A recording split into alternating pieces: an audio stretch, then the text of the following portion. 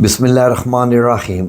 नाज़रीन, हमारे व्हाट्सएप पर बहुत ज़्यादा सवाल एक मिला है कि नाज़रीन काफ़ी हद तक कुछ ऐसे नाज़रीन हैं जो कि कहते हैं जी कि दुआएं हम मांग रहे हैं किसी एक ख़ास मसले के लिए और वो दुआ कबूल नहीं हो रही है।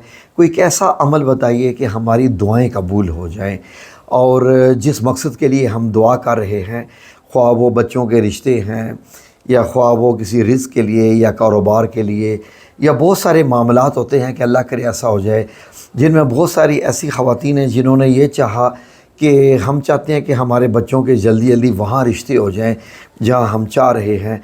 और कई बच्चियों ने भी कहा जी कि हम भी ऐसे चाह रहे हैं कि हमारे रिश्ते वहाँ हो जाएं। तो दुआएं हम कर रहे हैं लेकिन कबूल नहीं हो रही। कोई एक ऐसा अमल कि जिससे हम जो दुआ करें वो कबूल हो जाए। तो नाज़रीन, यकीनन अल्लाह रब्बुल इज़्ज़त सबसे करीब है और वो दुआएं कबूल करने वाला है। अल्लाह रब्बुल इज़्ज़त ने कुरान पाक में फ़रमाया कि तुम मुझसे दुआ करो, मैं तुम्हारी दुआएं कबूल करूँगा। और अल्लाह रब्बुल इज़्ज़त ने फ़रमाया कि मैं तो तुम्हारी शहरक से भी करीब होता हूँ। नाज़रीन, अल्लाह रब्बुल इज़्ज़त का और इंसान का साथ बड़ा ही प्यारा है। ये साथ ऐसा है कि इससे अंदाज़ा लगाइए कि अल्लाह रब्बुल इज़्ज़त ने इंसानों और अपने बीच में ख़ास लिंक रखा हुआ है जो शायद मुझे नहीं पता किसी और मखलूक के साथ है या नहीं। इससे अंदाज़ा लगाइए कि अल्लाह रब्बुल इज़्ज़त ने जब हज़रत आदम अलैहिस्सलाम को पैदा किया तो क्या फ़रमाया कि मैंने आदम में अपनी रूह फूंक दी। तो इसका मतलब ये है कि हमारे अंदर जो रूह मौजूद है इसका डायरेक्ट लिंक अल्लाह रब्बुल इज़्ज़त के साथ है। तो नाज़रीन, अल्लाह रब्बुल इज़्ज़त ने तो ये यहाँ तक फ़रमा दिया कि वो हमारे जो दिलों की सोच होती है, जो हम दिमाग में भी सोच रहे होते हैं, जो हम अभी प्लानिंग कर रहे होते हैं, वो उससे भी वाकिफ़ है और सब जानता है। तो ऐसा कैसा हो सकता है कि अल्लाह रब्बुल इज़्ज़त आप जो दुआएं मांग रहे हैं नमाज़ें पढ़ के वज़ाइफ़ करके वो कबूल ना हो रहे हों। मैं आपको एक अमल बता देता हूँ। एक मैंने सोचा कि छोटी सी वीडियो बना दूँ तो मैं आपको बता दूं। नाज़रीन, अगर आपकी कोई ऐसी दुआ जो आप चाहते हैं कि जल्द कबूल हो जाए, जल्द कबूल हो जाए, ख्वाह वो बच्चों के रिश्तों के लिए है, ख्वाह वो कारोबार के चलाने के लिए है, ख्वाह वो बाबरकत रिज़्क़ के लिए है, या ख्वाह वो घरेलू कुछ मामलात हैं जो बिगड़े हुए हैं, संभल नहीं रहे, हज़ारों मामलात हो सकते हैं। ज़िंदगी में हमें हर वक्त अल्लाह रब्बुल इज़्ज़त की हर लम्हे, मैं तो समझता हूँ कि हमारी हर सांस जो भी चल रही है वो अल्लाह रब्बुल इज़्ज़त की मेहरबानी से चल रही है, क्योंकि हम अपनी सांसों को ख़ुद नहीं चला रहे। जब हम सो जाते हैं हमारी सांसें कौन चलाता रहता है? हमारे दिल की धड़कन क्या हमारी मर्ज़ी से चल रही है? हम तो जो खाना जो लुक़मा होता है वो भी लें, हमारे बस में नहीं है। यकीन करें कि मैं तो इतना अपने आप को बेबस समझता हूँ कि ये पानी है, अगर अल्लाह रब्बुल इज़्ज़त ना चाहे तो ये पानी मेरे हलक से नीचे नहीं उतर सकता। जाइए जाके हस्पतालों में देखिए, रोज़ाना की अमवात हो रही है, चमचों से मरीज़ों के मुंह में पानी डाल रहे होते हैं लेकिन वो पानी हलक से नीचे नहीं उतरता।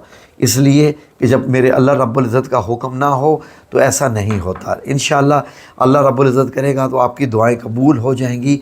आप ये अमल कीजिए जो मैं आपको बता रहा हूँ। करना क्या है कि आपने एक ही दफ़ा का ये अमल है, जो आपकी दुआएं हैं, जो आपकी हाजत है, जिस मकसद के लिए आप दुआ करना चाह रहे हैं, सिंपली आपने 3 बार दुरूद पाक पढ़ना है। 3 बार दुरूद पाक पढ़ने के बाद तस्बीह फ़ातिमा ज़हरा पढ़िए एक बार, ये बहुत ज़रूरी है। वो क्या है? सुबहान अल्लाह, अल्हम्दुलिल्लाह, अल्लाहु अकबर 33 बार, 33 बार, 34 बार। ये तो आप सब लोगों को मालूम ही है कि नबी करीम सल्लल्लाहु अलैहि वसल्लम ने ये ऐसी तस्बीह है जो गिन के बताई कि आपने 33 बार सुबहान अल्लाह, 33 बार अल्हम्दुलिल्लाह, 34 बार अल्लाहु अकबर पढ़ना है। और ये तस्बीह फ़ातिमा ज़हरा कहलाती है।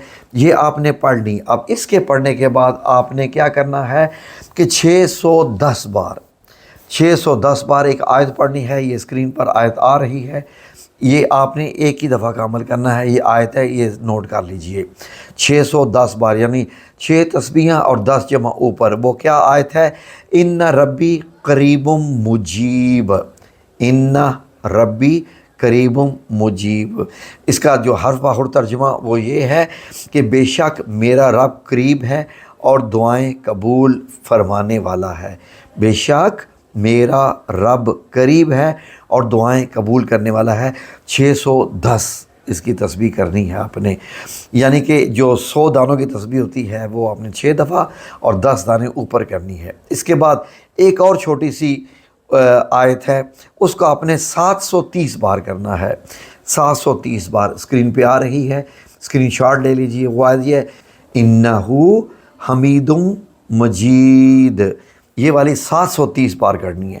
یہ کرنے کے بعد آپ نے اللہ رب العزت کے حضور دعا مانگنی ہے کہ یا اللہ میری یہ حاجات ہے، تو مجھ سے بہتر جانتا ہے، یہ جلد از جلد قبول فرما لے، اے میرے مولا کریم یہ قبول فرما لے، یہ میری حاجات ہے، مجھے یہ جلدی چاہیے ذرا۔ تیری حکمتیں ہوتی ہیں تو ان حکمتوں کے تحت قبول کرتا ہے، لیکن ہماری یہ خواہش ہے کہ یا رب یہ قبول فرما لے۔ جو بھی آپ کی حاجات ہیں اپنے رب کو بتائیے، اور ایسے کیجیے، بتائیے جیسے باتیں کرتے ہیں اللہ رب العزت سے، ایسے، اور اس یقین کے ساتھ کہ اللہ رب العزت سن رہا ہے، اور اس میں کوئی شک بھی تو نہیں ہے کہ اللہ رب العزت سن رہا ہے، وہی تو ہے جو ہماری باتیں سن رہا ہے، ورنہ تو قریب بیٹھا بندہ ہماری باتیں نہیں سن رہا ہوتا۔ تو یہ 730 کرنے کے بعد دوبارہ 3 بار آپ نے درود پاک پڑھنا ہے، یہ آپ کا وظیفہ ہو گیا۔ تو اللہ رب العزت انشاءاللہ قبول فرمانے والا ہے۔ اب اس سے اندازہ لگائیے کہ یہ آپ کے زیادہ سے زیادہ کتنے لگیں گے؟ میرے خیال ہے 15 منٹ سے زیادہ نہیں لگیں گے، لیکن تسبیح کرتے وقت نہ سامنے ڈرامہ نہیں ہونا چاہیے، سامنے موبائل کی اسکرین نہ کھلی ہوئی ہو۔ لوگ پتہ کیا کرتے ہیں، ساتھ ساتھ تسبیح کر رہے ہیں، ان ربی قریب مجیب، ان ربی قریب مجیب، ذرا پانی تو پلانا، ان ربی قریب مجیب، ان ربی قریب مجیب۔ وہ کھیل کا کیا بنا میچ کا، ان ربی قریب مجیب، ان ربی قریب، کھانے کا وقت ہو گیا ہے، ان ربی قریب۔ یہ نہیں ہوتا، ایسے نہیں ہوتے، یہ جو وظائف ہے ایسے نہیں ہوتے۔ وظائف جب آپ کر رہے ہیں تو پورے، یعنی کہ ایسے کہ آپ محو ہو جائیں اس میں، ان ربی قریب مجیب، بالکل دنیا کی کوئی دوسری سوچ نہ ہو کہ بے شک میرا رب قریب ہے اور وہ دعائیں قبول فرمانے والا ہے، بے شک۔ اور اس کے بعد آپ نے جب 610 یار 15 منٹ تو اللہ کو ایسے دیا کرو کہ جیسے اللہ کے ساتھ ہوتی ہے۔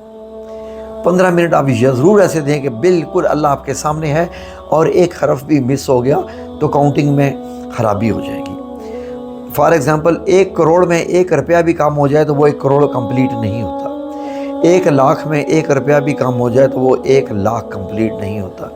ایسا کیسے ہے کہ آپ وظیفہ کریں اور وہ آپ یہ سمجھیں کہ جناب جی یہ پورا ہو گیا؟ تو اس لیے جب وظیفہ کر رہے ہوں تو مکمل آپ کے دل و دماغ، جسم، روح سب اس میں محو ہونی چاہیے، تاکہ اس وظیفے کے اثرات آپ پہ آئیں۔ ٹھیک ہے نا؟ وظیفے کے اثرات آپ پہ آئیں تو یہ آپ نے عمل کرنا ہے، اور اس کے بعد دعا مانگنی ہے۔ اور اگر ہی کوئی چاہے، اس میں اجازت کی ضرورت نہیں ہے، اجازت عام ہے، بسم اللہ کیجئے۔ اور اگر کوئی بندہ چاہے تو اس کو 3 دن لگاتار بھی کر لے، اس کا اور زیادہ اثر ہے، 3 دن لگاتار کر لے، کیا فرق پڑتا ہے اللہ رب العزت کو یاد کرنے۔ ہاں کوئی مجھ سے یہ پوچھے کہ یہ آیت کون سی ہے، لوگ کہتے ہیں کہ تم بتاتے نہیں آیت کون سی ہے، تو یہ سورہ ہود جو کہ 11 نمبر سورہ ہے، اس کی آیت نمبر 61 کا جو ہے وہ آخری حصہ ہے۔ ٹھیک ہے جی، تو بسم اللہ کیجئے انشاءاللہ، اور دعاؤں میں ہمیں بھی یاد رکھیے۔ میری دعا ہے کہ اللہ رب العزت آپ کی ساری دعائیں قبول فرمائے، آمین یا رب العالمین۔